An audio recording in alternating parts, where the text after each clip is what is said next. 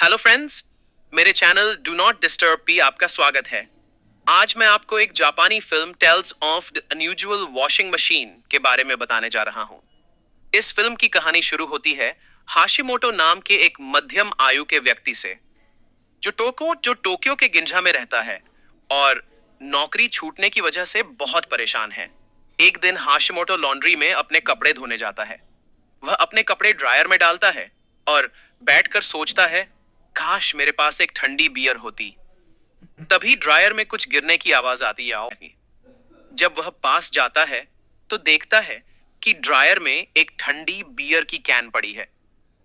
पहले तो उसे लगता है कि किसी ने बियर छोड़ दी होगी, लेकिन जब वह कैन उठाता है तो उसे आश्चर्य होता है कि यह बिल्कुल ठंडी है। तभी एक बूढ़ा सफाई कर्मी आता है और कहता है, यह ड्रायर हर किसी की इच्छा पूरी करता है।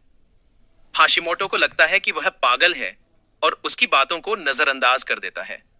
लेकिन जब सफाई कर्मी फिर से कहता है, मैं मजाक नहीं कर रहा, तो हाशिमोटो सोच में पड़ जाता है। वह अपनी बियर पीता है और कपड़े धुलने का इंतजार करता है। तभी एक लड़की जिसका नाम कोंडो है, लॉन्ड्री में आती है और अपने कपड़े ड्रायर में डालती है। हाशिमोटो लड़कियों से बात करने में घबराता है, इसलिए वह कुर्सी के किनारे बैठता है ताकि कोंडो दूर बैठे। कोंडो उससे बात शुरू करती है और कहती है कि उसने उसे कई बार यहां देखा है और उसे पसंद करने लगी है। लेकिन हाशिमोटो घबराहट में ज्यादा बात नहीं करता। वह अपनी बियर खत्म करता है और खाली कैन को कूड़ेदान में फेंकता है, लेकिन कैन कूड़ेदान के बाहर गिर जाती है। जब वह कैन उठाने जाता है तभी कोंडो रोने लगती है। हाशिमोटो घबराकर पूछता है कि क्या हुआ। कोंडो बताती है कि उसने 40 कंपनियों में इंटरव्यू दिए, लेकिन कहीं सिलेक्ट नहीं हुई। हाशिमोटो उसे सांत्वना देता है और कहता है कि उसने भी कई इंटरव्यू दिए, लेकिन उसे भी नौकरी नहीं मिली। वह कहता है, तुमने इतने इंटरव्यू दिए, इसका मतलब तुम्हें बहुत अनुभव है।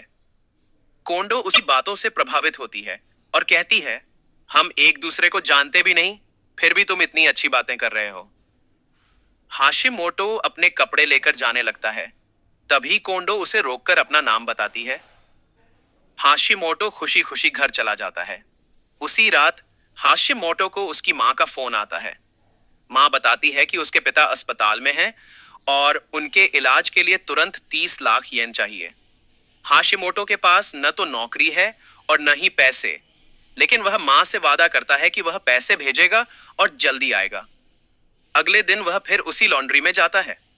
उसे लगता है कि बूढ़ा झूठ बोल रहा था, लेकिन वह एक बार कोशिश करना चाहता है। वह ड्रायर के सामने खड़ा होकर 30 लाख येन की इच्छा मांगता है।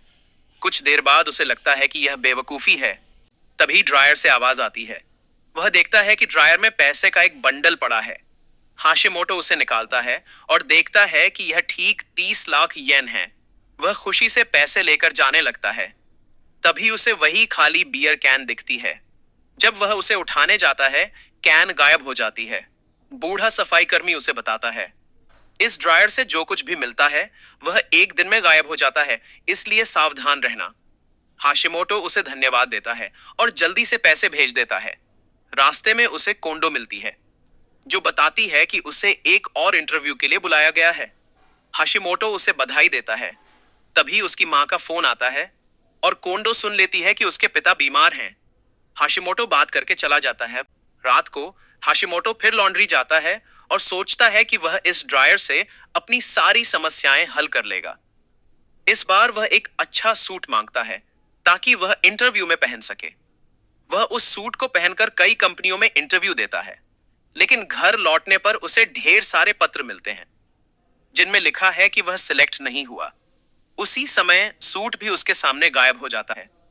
हाशिमोटो सोचता है कि शायद उसे नौकरी की इच्छा मांगनी चाहिए थी। कई असफलताओं के बाद हाशिमोटो को लगता है कि उसके पास अब असीमित पैसे का स्रोत है, तो नौकरी की तलाश में समय बर्बाद करने की बजाय वह अपनी जिंदगी का आनंद लेना चाहता है। अगले दिन वह लॉन्ड्री जाता है और एक खूबसूरत, आत्मविश्वास से भरी लड़की की इच्छा मांगता है जो मॉडल जैसी हो। तभी ड्रायर से एक बहुत खूबसूरत लड़की निकलती है। हाशिमोटो उससे बात करता है और उसे अपने घर चलने को कहता है, लेकिन लड़की उसे थप्पड़ मारकर चली जाती है। हाशिमोटो अपनी गलती से सीखता है और इस बार एक प्यारी खूबसूरत गर्लफ्रेंड की इच्छा मांगता है जो उससे बहुत प्यार करे। एक खूबसूरत लड़की ड्रायर से निकलती है और हाशिमोटो उसे डेट पर ले जाता है। वह ड्रायर से मिले पैसों से महंगी चीजें खरीदता है। यहाँ हम देखते हैं कि ड्रायर से निकलने वाले लोग अपनी उत्पत्ति के बारे में कुछ नहीं जानते और खुद को असली मानते हैं, आसाते हैं। हाशिमोटो उस लड़की को अपने घर ले जाता है, लेकिन वह उससे पास आने में घबराता है। वे रात भर बातें करते हैं। लड़की उसकी हथेली देखकर कहती है कि उसकी उम्र बहुत कम है। हाशिमोटो थोड़ा परेशान होता है, लेकिन इसे नजरअंदाज कर देता है। सुबह जब वह लड़की को किस करने की कोशिश करता है, तभी वह गायब हो जाती है और सिर्फ उसके कपड़े और गहने रह जाते हैं। हाशिमोटो को उससे लगाव हो गया था, लेकिन वह दुखी होने की बजाय खुश होता है कि वह हर दिन नई गर्लफ्रेंड मांग सकता है। इसके बाद वह हर दिन लॉन्ड्री जाता है और अलग अलग व्यक्तित्व वाली नई गर्लफ्रेंड्स की इच्छा मांगता है। वह उन्हें डेट पर ले जाता है और महंगे उपहार देता है। एक दिन वह अपनी एक गर्लफ्रेंड के साथ घूम रहा होता है, तभी कोंडो उन्हें देख लेती है। वह जलन महसूस करती है और उनका पीछा करती है। हाशिमोटो को महंगे गहने खरीदते और लड़की को गिफ्ट करते देखकर वह दुखी हैरान होती है कि हाशिमोटो को इतना पैसा कहां से मिला। एक रात हाशिमोटो लॉन्ड्री जाता है और कोंडो वहां आती है। वह पैसे के बारे में पूछती है तो हाशिमोटो कहता है कि उसे लॉटरी लगी है। कोंडो कहती है कि उसने उसे एक लड़की के साथ देखा और उसके पैसों के लिए उसके साथ है। हाशिमोटो उसकी बातों को नकार देता है और पैसे लेकर चला जाता है। वह अपनी नई गर्लफ्रेंड को डेट पर ले जाता है और उसे एक महंगी अंगूठी देता है। कुछ मिनट बाद वह लड़की गायब हो जाती है, सिर्फ अंगूठी रह जाती है। हाशिमोटो हमेशा की तरह अंगूठी ले लेता है और नई गर्लफ्रेंड्स के साथ घूमता रहता है। अब तक वह मासूम लड़कियों की इच्छा मांगता था, लेकिन एक दिन वह कुछ अलग करने के लिए एक आकर्षक मोहक लड़की की इच्छा मांगता है। ड्रायर से एक ऐसी लड़की निकलती है जिसे देखकर हाशिमोटो घबरा जाता है। वह उससे फ्लर्ट करता है, तभी कोंडो चुपके से यह सब देखती है। हाशिमोटो को उस लड़की को ढेर सारी अंगूठियां देते देखकर कोंडो परेशान हो जाती है। तभी हाशिमोटो को उसकी मां का फोन आता है। वह लड़की से शांत रहने को कहता है, लेकिन वह बात करती रहती है, इसलिए उसे बाहर जाना पड़ता है। कोंडो उस लड़की से बात शुरू करती है और पूछती है कि उसने पुराने हाशिमोटो को क्या किया। लड़की उसका मजाक उड़ाती है। कोंडो उसकी अंगूठियां छीनने की कोशिश करती है।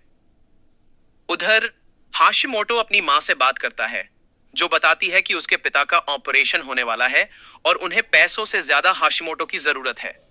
लेकिन हाशिमोटो अपनी गर्लफ्रेंड्स में व्यस्त है। फोन बंद होने के बाद बूढ़ा सफाई कर्मी आता है और कहता है कि उसने ड्रायर के बारे में एक जरूरी बात बतानी भूल गई थी। वह बताता है कि ड्रायर से निकलने वाला हर व्यक्ति एक दिन में गायब हो जाता है। हाशिमोटो हंसता है और कहता है कि उसे यह पहले से पता है। इधर कोंडो और वह लड़की अंगूठी के लिए झगड़ रही होती हैं। आखिरकार लड़की यह सोचकर चली जाती है कि हाशिमोटो उसे धोखा दे रहा है। हाशिमोटो अंदर आता है और कोंडो को रोते हुए देखता है। कोंडो कहती है, हाँ, हाशिमोटो वही पुराना मासूम इंसान होता जैसा वह पहली मुलाकात में था। यह बात वह अनजाने में ड्रायर के सामने कह देती है और ड्रायर उसकी इच्छा पूरी कर देता है। अब हाशिमोटो ड्रायर के अंदर है, कपड़े पहने हैं जो उसने कोंडो से पहली मुलाकात में पहने थे। उसे समझ आता है कि ड्रायर ने कोंडो की इच्छा पूरी की है और अब वह पहले जैसा जैसा जैसा हो गया है। लेकिन चूंकि वह ड्रायर से निकला है, उसके पास सिर्फ 24 घंटे हैं। उसके बाद वह भी अपनी गर्लफ्रेंड्स की तरह गायब हो जाएगा। तभी टीवी पर खबर आती है कि लाखों येन और कई लड़कियां गायब हो गई हैं। हाशिमोटो घुटनों पर बैठ जाता है और कोंडो उसे हैरानी से देखती रहती है। इसके साथ ही हमारी फिल्म खत्म हो जाती है। मुझे उम्मीद है कि आपको यह वीडियो पसंद आया। अगर आप मेरे नए वीडियो मिस नहीं करना चाहते, चैनल को सब्सक्राइब करें, नोटिफिकेशन बेल को ऑन करें ताकि हर नए वीडियो की सूचना आपको मिले। वीडियो को लाइक करें और अपने दोस्तों के साथ शेयर करें। धन्यवाद।